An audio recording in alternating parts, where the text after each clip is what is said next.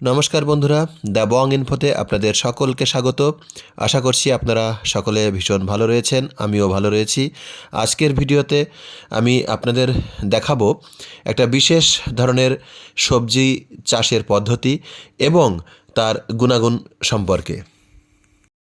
বন্ধুরা, এটা হলো পকচই বা বকচই নামের এক বিশেষ প্রকারের সবজি। এই পকচই বা বকচই দুই ধরনের হয়ে থাকে, এক সবুজ কালারের আর দুই হচ্ছে পার্পল কালারের। এর মধ্যে সবুজটা ভীষণ কমন আর পার্পলটা ভীষণই রেয়ার। আমি অনেক চেষ্টা করে বাইরে থেকে এই পার্পল পকচইয়ের বীজ কালেক্ট করেছিলাম। চলুন সংক্ষেপে জেনে নিই এই পকচই চাষের পদ্ধতি কী। পকচই এর বীজ দেখতে অনেকটা এরকম হয়।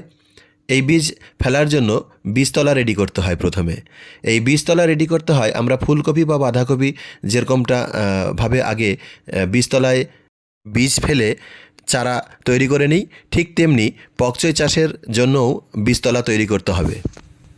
বীজ বেশি হলে মাটিতে ফেলতে হবে এবং কম পরিমাণে হলে মাটির যে বনসাইয়ের থালাগুলো পাওয়া যায় সেই থালাতেও কিন্তু জার্মিনেট করা যেতে পারে। এই বীজের অঙ্কুরোদ্গমের জন্য আমি যেটা করেছিলাম সেটা হচ্ছে মাটির বনসাই থালাগুলোতে 50% দোআঁশ মাটি এবং 50% ভার্মি কম্পোস্টের একটি মিশ্রণ তৈরি করে নিয়েছিলাম। সেই মিশ্রণের মধ্যে পকচইয়ের বীজগুলোকে ছিটিয়ে দিয়ে উপরে প্রায় 1/2 সেন্টিমিটার পরিমাণ মিশ্রণ ছড়িয়ে দিয়ে বীজগুলোকে ঢেকে দিয়ে জল দিয়ে দিয়েছিলাম। বীজ ফেলার 5 থেকে 7 দিনের মধ্যে ছোট ছোট চারা তৈরি হয়। এই চারাগুলো দেখতে অনেকটা সর্ষে চারার মতো হয়, 2 পাতা বিশিষ্ট।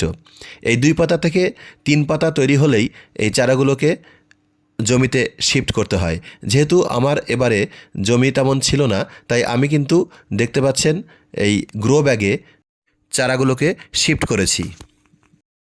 চারা শিফট করার জন্য আমি গ্রো ব্যাগে যে মাটি ব্যবহার করেছি সেটা 50% দোআঁশ মাটি আর 50% ভার্মি কম্পোস্টের মিশ্রণ। রাসায়নিক সার বা কীটনাশক কোনোটাই আমি প্রয়োগ করিনি, যেহেতু নিজে খাবার জন্য এবার আমি চাষ করেছি। শুধুমাত্র সপ্তাহে একবার সর্ষে খোল পচা জল দিয়েছি। এই পকচই বা বকচই অত্যন্ত সুস্বাদু এবং পুষ্টিকর একটি সবজি। অক্টোবর-নভেম্বর মাসে বীজ থেকে চারা তৈরি করার পর প্রায় 30 দিনের মধ্যে এই সবজি খাবারের উপযুক্ত হয়ে যায় এবং পরবর্তী আরও 30 দিন পর্যন্ত এর গ্রোথ বা বৃদ্ধি অব্যাহত থাকে এবং বিক্রির উপযুক্ত হয়। আসুন সংক্ষেপে জেনে নিই এর পুষ্টিগুণ সম্পর্কে। এই শীতকালীন সবজির মধ্যে রয়েছে ক্যান্সার প্রতিরোধের ক্ষমতা, হাড়ের শক্তি বৃদ্ধির ক্ষমতা, ব্লাড প্রেশার কন্ট্রোল করার ক্ষমতা, আমাদের হৃৎপিণ্ড সুস্থ রাখার ক্ষমতা এবং টাইপ 2 ডায়াবেটিসকে নিয়ন্ত্রণ করার ক্ষমতা।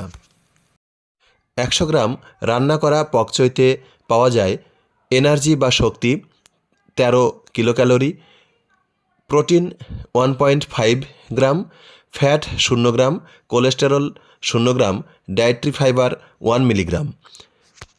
পকচইতে রয়েছে প্রচুর পরিমাণে ভিটামিন এ, সি এবং ভিটামিন কে। এছাড়া এই সবজিতে পাওয়া যায় calcium, iron, magnesium, manganese, phosphorus, zinc প্রভৃতি খনিজ পদার্থসমূহ। 3টি গুরুত্বপূর্ণ ফাইটোনিউট্রিয়েন্টস যেমন ক্যারোটিন আলফা, ক্যারোটিন বিটা এবং লুটেইন ও পর্যাপ্ত পরিমাণে রয়েছে। এবারে জেনে নেই এই সবজি চাষের বাণিজ্যিক লাভ বা ক্ষতি সম্পর্কে। 1 বিঘা জমিতে পকচই চাষ করতে সর্বোচ্চ খরচ হতে পারে 2000 টাকার মতন এবং সেখান থেকে আয় হতে পারে প্রায় 18 থেকে 20,000 টাকার মতো। আমাদের পশ্চিমবঙ্গে এই সবজির চাষ তেমন হয় না বললেই চলে। তাই যে সমস্ত কৃষক বন্ধু বা আরবান গার্ডেনার এই সবজির চাষ করবেন বলে ভাবছেন, তারা কিন্তু খুব সহজেই এটা চাষ করতে পারেন। যারা মাটিতে এই সবজির চাষ করবেন তাদের জন্য একটু গাইডেন্স আমি দিয়ে দিচ্ছি। ফুলকপি বা বাঁধাকপির চারা যেভাবে মাটিতে বসানো হয় তার থেকে অনেকটা ঘন ঘনভাবে এই চারা বসাতে হবে।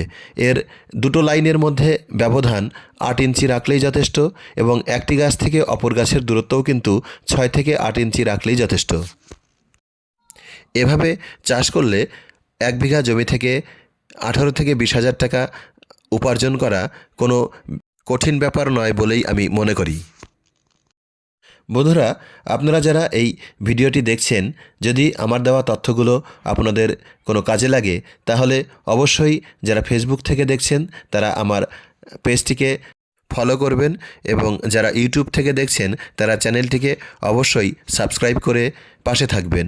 আর আপনাদের অভিজ্ঞতা কেমন সেটা জানাতে কমেন্ট বক্সে কমেন্ট করতে কিন্তু একদমই ভুলবেন না। খুব শীঘ্রই দেখা হবে অন্য কোনো ভিডিও নিয়ে।